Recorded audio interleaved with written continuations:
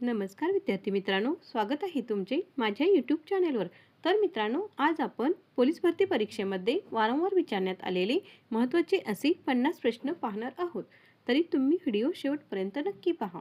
पण त्याआधी तुम्ही जर माझ्या चॅनलवर नवीन असाल तर प्लीज माझ्या चॅनलला लाईक आणि सबस्क्राईब करायला विसरू नका। चला तर मग व्हिडिओला सुरुवात करू। प्रश्न क्रमांक 1, भारतीय हवाई दलाने खरेदी केलेली डेसॉल्ट राफेल विमाने कोणत्या देशातील आहेत? योग्य पर्याय आहे 3, तर भारतीय हवाई दलाने खरेदी केलेली डेसॉल्ट राफेल विमाने ही फ्रान्स या देशातील आहेत। तर फ्रान्समधील डेसॉल्ट एव्हिएशन या कंपनीने याची निर्मिती केली आहे।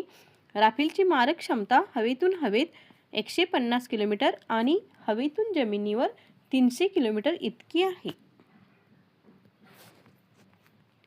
प्रश्न क्रमांक 2, व्योममित्र खालीलपैकी काय आहे? योग्य पर्याय आहे 2, तर व्योममित्र ही एक महिला रोबोट आहे। तर इस्रोच्या गगनयान मोहिमेत अंतराळात पाठवण्यासाठी हा रोबोट तयार करण्यात आला आहे। ही भारतातील पहिली रोबोट आहे। प्रश्न क्रमांक 3, बचपन बचाओ आंदोलन डॅश डॅश यांच्याशी संबंधित आहे। योग्य पर्याय आहे 1, तर बचपन बचाओ आंदोलन कैलास सत्यार्थी यांच्याशी संबंधित आहे। प्रश्न क्रमांक 4, लोकसभा निवडणूक खर्च मर्यादा मोठ्या राज्यांसाठी किती आहे? योग्य पर्याय आहे 2, तर लोकसभा निवडणूक खर्च मर्यादा मोठ्या राज्यांसाठी 95 लक्ष रुपये इतकी आहे। प्रश्न क्रमांक 5, भारतीय संसदेच्या नव्या इमारतीत लोकसभा कक्षामध्ये किती आसन क्षमता आहे? योग्य पर्याय आहे 3, तर भारतीय संसदेच्या नव्या इमारतीतील लोकसभा कक्षामध्ये 888 इतकी आसन क्षमता आहे। प्रश्न क्रमांक 6, हिजबुल्लाह ही दहशतवादी संघटना कोणत्या देशात कार्यरत आहे? योग्य पर्याय आहे 3, तर हिजबुल्लाह ही दहशतवादी संघटना लेबनॉन या देशात कार्यरत आहे। प्रश्न क्रमांक 7, G20 आंतरराष्ट्रीय समूहामध्ये खालीलपैकी कोणता देश नाही? योग्य पर्याय आहे 4, तर श्रीलंका हा देश G20 आंतरराष्ट्रीय समूहामध्ये नाही। प्रश्न क्रमांक 8, जून 2024 मध्ये आंतरराष्ट्रीय अवकाश केंद्रावर गेलेले भारतीय कोण? योग्य पर्याय आहे 4, तर सुनीता विल्यम्स या जून 2024 मध्ये आंतरराष्ट्रीय अवकाश केंद्रावर गेलेल्या भारतीय होत। प्रश्न क्रमांक 9, सौर ऊर्जेवर चालणारे पहिले विमानतळ भारतात कोठे आहे? योग्य पर्याय आहे 3, तर कोचीन हे सौर ऊर्जेवर चालणारे पहिले विमानतळ आहे। प्रश्न क्रमांक 10, पहिला लता दीनानाथ मंगेशकर पुरस्कार खालीलपैकी कोणास प्रदान करण्यात आला? योग्य पर्याय आहे 3, तर पहिला लता दीनानाथ मंगेशकर पुरस्कार हा पंतप्रधान नरेंद्र मोदी यांना प्रदान करण्यात आला आहे।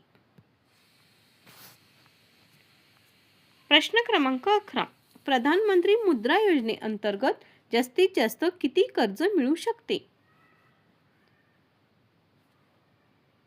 योग्य पर्याय आहे 4, तर प्रधानमंत्री मुद्रा योजनेअंतर्गत जास्तीत जास्त 20 लाख रुपये इतके कर्ज मिळू शकते।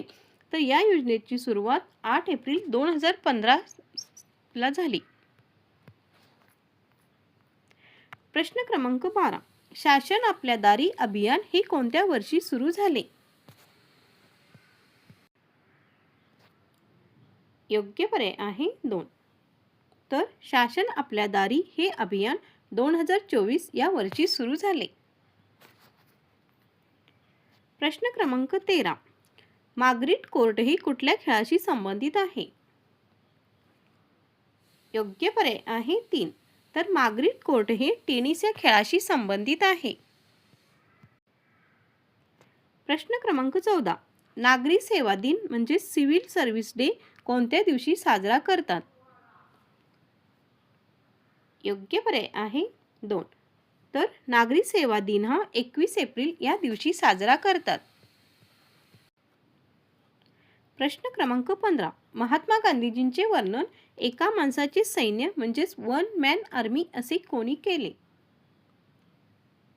योग्य पर्याय आहे 1. तर महात्मा गांधींचे वर्णन एका माणसाचे सैन्य असे लॉर्ड माउंटबॅटन यांनी केले. प्रश्न क्रमांक 16. चले जाव ठरावाचा मसुदा कोणी तयार केला? योग्य पर्याय आहे 4. तर जवाहरलाल नेहरू यांनी चले जाव ठरावाचा मसुदा तयार केला. प्रश्न क्रमांक 17. सविनय कायदेभंग चळवळीचा कालावधी डॅश डॅश आहे? योग्य पर्याय आहे 2. तर सविनय कायदेभंग चळवळीचा कालावधी 1930 ते 1934 आहे. प्रश्न क्रमांक 18. वायव्य सरहद्द प्रांत कोणी निर्माण केला? योग्य पर्याय आहे 2. तर लॉर्ड कर्झन याने वायव्य सरहद्द प्रांत निर्माण केला.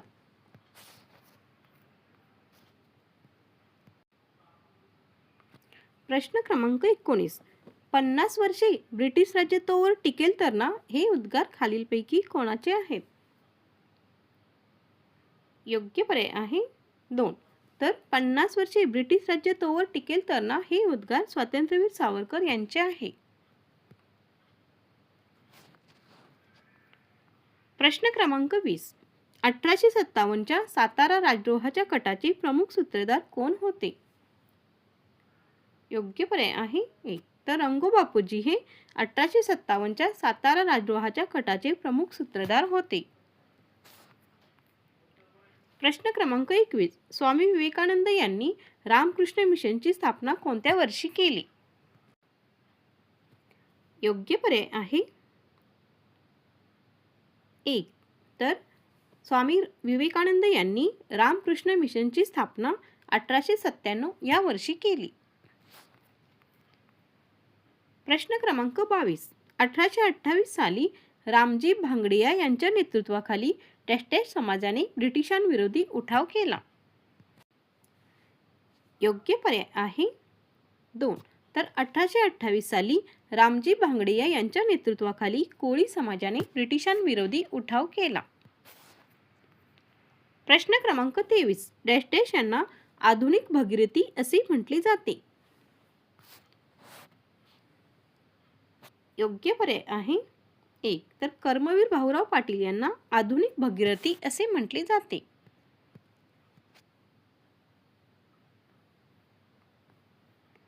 प्रश्न क्रमांक 24. दिनमित्रकार म्हणून कोणाला ओळखले जाते? योग्य पर्याय आहे 1. तर मुकुंदराव पाटील यांना दिनमित्रकार म्हणून ओळखले जाते. प्रश्न क्रमांक 25. 100 उंदरांपेक्षा एका सिंहाचे राज्य केव्हाही श्रेष्ठ होय असे कोणी म्हटले आहे? योग्य पर्याय आहे 1.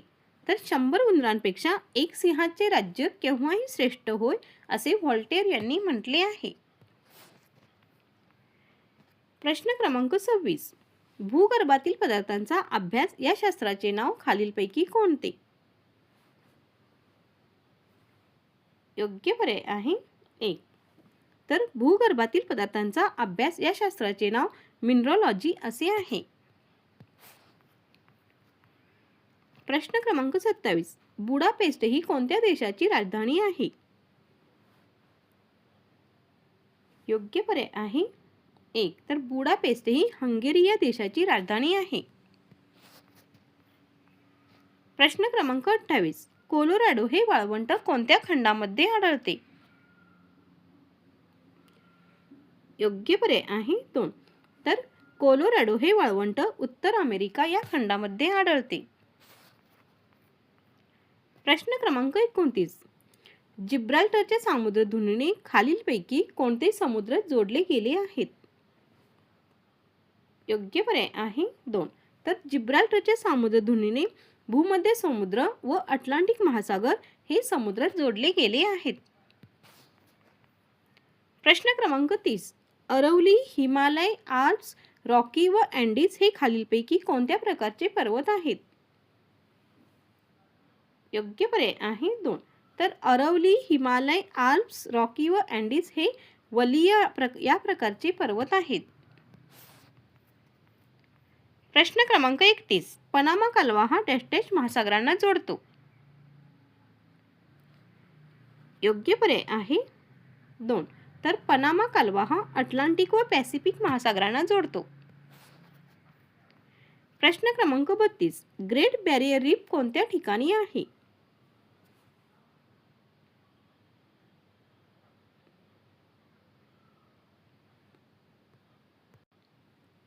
योग्य पर्याय आहे 2. तर ग्रेट बॅरियर रीफ हे ऑस्ट्रेलिया या ठिकाणी आहे. प्रश्न क्रमांक 33. अटाकामा वाळवंट कोणत्या खंडात पसरलेले आहे? योग्य पर्याय आहे 2. तर अटाकामा वाळवंट ही दक्षिण अमेरिका या खंडात पसरलेले आहे.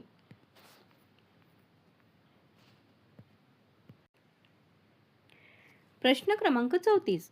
भारतातील मान्सून पावसावर परिणाम करणारा एल निनो कोठे आहे? योग्य पर्याय आहे 3. तर भारतातील मान्सून पावसावर परिणाम करणारा एल निनो हा प्रवाह प्रशांत महासागरामध्ये आहे. प्रश्न क्रमांक 35. भारतामधील एकमेव जिवंत ज्वालामुखी कोठे आहे? योग्य पर्याय आहे 2. तर भारतामधील एकमेव जिवंत ज्वालामुखी हा बॅरन बेटावर आहे.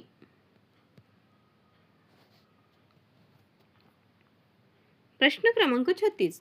राजस्थानच्या वाळवंटातील वाहणारी एकमेव नदी कोणती? योग्य पर्याय आहे 1. तर लुनी ही नदी राजस्थानच्या वाळवंटातील वाहणारी एकमेव नदी आहे. प्रश्न क्रमांक 37. ध्वनीचा अभ्यास याचे शास्त्रीय नाव काय? योग्य पर्याय आहे 3. तर ॲकॉस्टिक्स हे ध्वनीचा अभ्यास याचे शास्त्रीय नाव आहे. तर एंटोमॉलॉजी हे म्हणजे कीटकांचे अभ्यासशास्त्र. तर ॲस्ट्रॉनॉमी म्हणजे अवकाशीय वस्तू आणि घटनांचा अभ्यास करणारे शास्त्र. तसेच ऑर्निथॉलॉजी म्हणजे पक्ष्यांचा अभ्यास करणारे शास्त्र होय. प्रश्न क्रमांक 38. त्वचेद्वारे कोण श्वसन करतात? योग्य पर्याय आहे 3. तर गांडूळ हा त्वचेद्वारे श्वसन करतो. प्रश्न क्रमांक 39. माणसाच्या शरीरात रक्ताचे प्रमाण किती टक्के असते? योग्य पर्याय आहे 4. तर माणसाच्या शरीरात रक्ताचे प्रमाण 8% इतके असते. प्रश्न क्रमांक 40. आपल्या शरीरातील स्नायूंमध्ये प्रामुख्याने डॅश डॅश हे प्रथिन आढळते. योग्य पर्याय आहे 1. तर आपल्या शरीरातील स्नायूंमध्ये प्रामुख्याने मायोग्लोबिन हे प्रथिन आढळते. प्रश्न क्रमांक 41. कर्करोगाचे उपचार व निदान करणारे डॉक्टरांना काय म्हणतात? योग्य पर्याय आहे 2. तर कर्करोगाचा उपचार व निदान करणाऱ्या डॉक्टरांना ऑन्कोलॉजिस्ट असे म्हणतात. तर कार्डिओलॉजिस्ट म्हणजे हृदयरोग तज्ज्ञ, नेफ्रोलॉजिस्ट म्हणजे किडनी रोग तज्ज्ञ, तर न्यूरोलॉजिस्ट म्हणजे मेंदू व मज्जातंतू तज्ज्ञ होय. प्रश्न क्रमांक 42. ग्लुकोमिया हा रोग कोणत्या अवयवास होतो? योग्य पर्याय आहे 3. तर ग्लुकोमिया हा रोग डोळे या अवयवास होतो, त्यामुळे दृष्टी कमी होते. प्रश्न क्रमांक 43. घटना समितीचे उपाध्यक्ष कोण होते?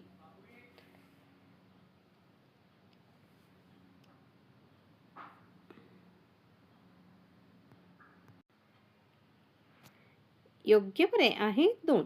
तर नरेंद्र कुमार मुखर्जी हे घटना समितीचे उपाध्यक्ष होते.